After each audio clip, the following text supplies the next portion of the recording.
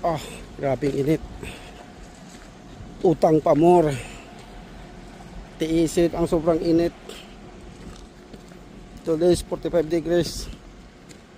Yan. Pag magtrabaho ka dito sa open area, lalakad kami kasi mag-smopo. Hihimatayin ka talaga sa init. Ah.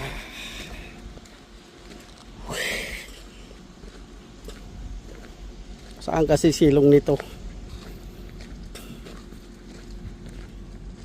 Okay lang. Basta maraming utang, sipag lang. Tiisin kahit ilang degrees pa. Katawan ko para nang nilagay sa para naka-oven pa. May hangin nga naman, pero grabing hangin. Sobrang init naman yung hangin.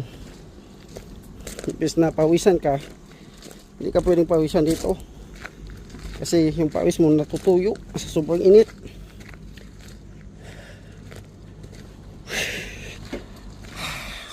Short na yung hininga ko ngayon ah. Pasok muna tayo sa crib room. Init talaga, utang.